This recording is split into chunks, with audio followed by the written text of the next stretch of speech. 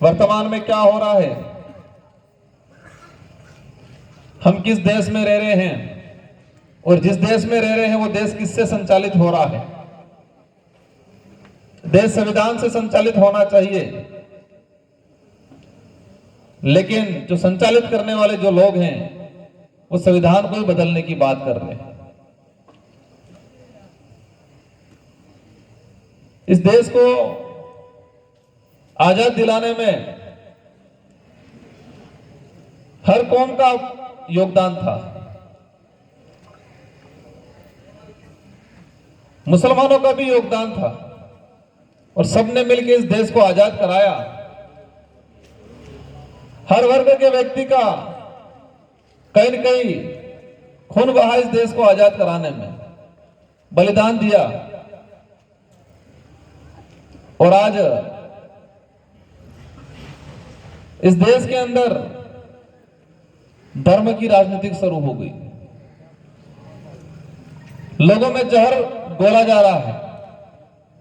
आज ये जिस विचारधारा से हम यहाँ आए हैं, इस आदिवासी बाहुल्य क्षेत्र के अंदर हमने हमारे जीवन काल में देखा, हमारी कोई 50-70 साल की एज नहीं हुई है, बहुत कम उम्र हुई है, लेकिन शुरुआत से हम देखते आए कि क्षेत्र में जो डेवलप होना चाहिए था वो डेवलप नहीं हो पाया।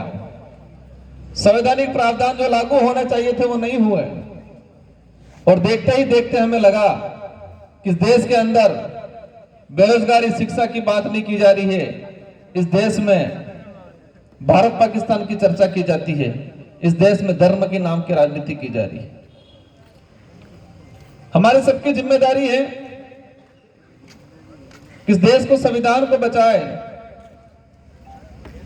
क्योंकि ये देश जो देश का मुखिया बनता है उसी का नहीं है। ये देश में रहने वाले प्रत्येक वर्ग के प्रत्येक व्यक्ति के कहीं न कहीं इसकी हिस्सेदारी है और हमारा सबका, हमारा ये देश है। लेकिन इन लोगों ने एक तरह का जो माहौल बनाया गया है, हर व्यक्ति धर्म के हिसाब से देखने लग गया है। और जब ये भारत आदिवासी पार्टी की विचारधारा इस इलाके में आई, लोगों ने हमारे बारे में भी कहा कि ऐसे कर रहे हैं, वैसे कर रहे हैं। सीरी में सुनेंगे इसको आराम से। लेकिन हम 84 के अंदर कहा, डूंगरपुर में कहा, आदिवासी समाज के हक अधिकार की बात कर रहे हैं हम और करेंगे कि किस कौम में पैदा हुए हैं, और जो व्यक्ति अपना कौम का नहीं हो सकता वो किसी का नहीं हो सकता है। हर व्यक्ति की जिम्मेदारी है, जिस कौम में पैदा हुए उस कौम की पहले बात करें, मानवता की बात करें, इसके बाद देश की बात करें। और आज उदयपुर संभाग के अंदर देखा हमने कि आदिवासी समाज का सर्टिफिकेट लगा के बहुत नेता गए, लेकिन कहीं न कहीं उसी समाज का, जिस समाज का सर्टिफिकेट लगा के गए, उसी समाज का नुकसान करने का काम किया। यहां पर भी हमने देखा, सलीम भाई की बात निकली, भाई नावेद ने कहा था कि सच में डूंगरपुर बांसवाड़ा में पहली बार कोई जिला परिषद सदस्य बनाया था। और हमारे सामने उस समय चैलेंज था कि हमारे साथ में मुस्लिम भाई जुड़ा और टिकट दी। चैलेंजिंग ये था कि उनको जिताना, क्योंकि दूसरे लोग मजे लेते हैं, दूसरे पार्टियों के लोग मजे लेते हैं। और हमारे भाइयों ने रात दिन मेहनत करके उनको जिताया। लेकिन दुख की बात तब है जब उनको उप जिला प्रमुख बनाने की बात आई तो कांग्रेस के नेता, जो आजादी के बाद से मुस्लिम भाइयों को कहते हैं कि हम आपके साथ हैं, आपकी सुरक्षा करते हैं, आपकी रक्षा करते हैं, लेकिन वही कांग्रेस के नेताओं ने 6 जिला परिषद सदस्यों ने बीजेपी को सहयोग कराया, लेकिन सलीम भाई को सहयोग नहीं कराया। इससे यह क्लियर हो गया कि वो लोग क्या चाहते हैं। और आज बांसवाड़ा के अंदर, अगर डूंगरपुर बांसवाड़ा की बात करें तो बांसवाड़ा शहर के अंदर मुस्लिम भाइयों की तादाद ज्यादा है। आपने यहां से, मेरी जानकारी में जो आया है, 16 पार्षद जिता के भेजे, टोटल 60 पार्षद हैं। 16 पार्षद आपने जिता के भेजे, 4 से 5 पार्षद अन्य समाज के थे, लेकिन मुस्लिम बाहुल्य क्षेत्र के वार्डों से जिता के भेजे। और आपने 20 पार्षद के आसपास भेजे, और आपने जिस नेताओं पे, जिस कांग्रेस के नेताओं पे भरोसा किया, सभापति बनाया, चेयरमैन बनाया, कहां गया वो? आपकी भावना के साथ खिलवाड़ हुआ कि नहीं हुआ? और अभी भी अगर हमारा भाई नहीं समझता है, अभी भी हमारा भाई अगर उधर जाता है, तो ऐसे भाइयों के लिए मेरे पास कोई शब्द नहीं है। हमारे नेता दिग्गज थे, आपने डूंगरपुर बांसवाड़ा सबके, हम भी कहते हैं हम कल परसों के बच्चे हैं। इस उम्र में 84 की जनता ने मुझे 2 बार विधायक बना दिया। डूंगरपुर बांसवाड़ा के नाम से दिग्गज नेता के रूप में जाने जाते थे, सम्मान मिलता था उनको दिल्ली जयपुर में, कहा जाता था आदिवासियों का सबसे बड़ा लीडर। लेकिन तकलीफ यह हुई कि जो कौम अंग्रेजों से नहीं डरी, मुगलों से नहीं डरी, राजा रजवाड़ों से नहीं डरी, वो व्यक्ति आज ईडी के डर से भाग गया। ये मैं नहीं कह रहा, उन्हीं के नेताओं ने कहा है। और ये कलंक पूरे क्षेत्र पे लगा है, डूंगरपुर बांसवाड़ा पे लगा है, पूरी कौम पे लगा है। लेकिन ये एहसास कराना है कि वो नेता ईडी के डर से भागा, लेकिन जनता डरने वाली नहीं है। नेता उधर उधर हो सकता है, लेकिन जनता उधर उधर नहीं होगी। और हर 5 साल में ये अवसर आता है, और ये अवसर इस बार आया है। और एहसास कराना है कि एहसास ये कराना है कि ये देश संविधान से चलता है, और संविधान में इस देश को चलाने की चाबी प्रत्येक व्यक्ति को दे रखी है, जिसको हम वोट कहते हैं। क्या कहते हैं? वोट, मत। और ये हर 5 साल में वो चाबी लगाने का अधिकार हर प्रत्येक व्यक्ति को है, 18 साल के ऊपर वाले को। और ये अवसर आ रहा है, और ये चाबी लगानी है।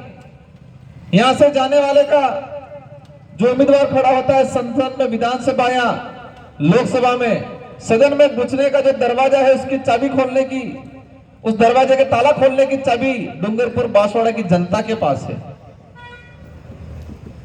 तो उनके ताले हमेशा के लिए बंद करने हैं, ताकि ऐसे लोग जाने से रुकेंगे, ताकि दूसरा कोई व्यक्ति हिम्मत नहीं करेगा, लोगों की भावना के साथ खिलवाड़ करने की कोशिश नहीं करेगा। और जो सभापति, जो चेयरमैन इधर से इधर भागा है, आज ठान लो आप सब मिलके कि ऐसा व्यक्ति इस नगर परिषद के किसी भी कोने से खड़ा होता है, उसको ऐसी तरह से खड़ा हो कि दूसरी बार दूसरा ऐसे साहस नहीं करे। आप लोगों के बहुमत से बना। अगर आप लोग बहुमत नहीं देते, 16 और 4 20 पार्षद का बहुमत नहीं देते, क्या वो सभापति बनते वो सभापति? आपके साथ धोखा हुआ कि नहीं हुआ है? इसलिए सभी को एकजुट रहना है।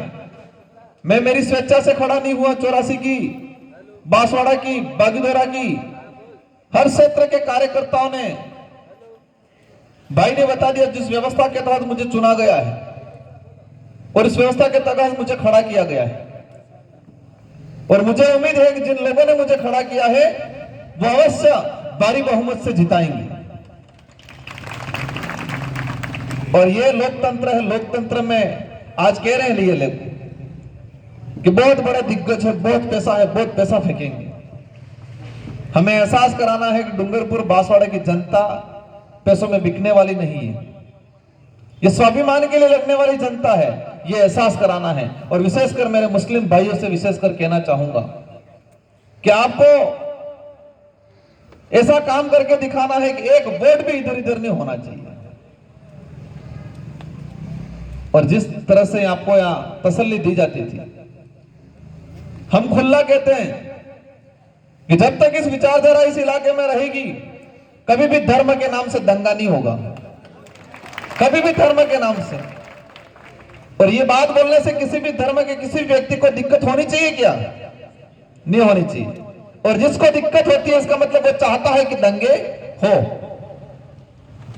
इसका मतलब वो व्यक्ति चाहता है कि धर्म के नाम से इंसान आपस में मरे कटे।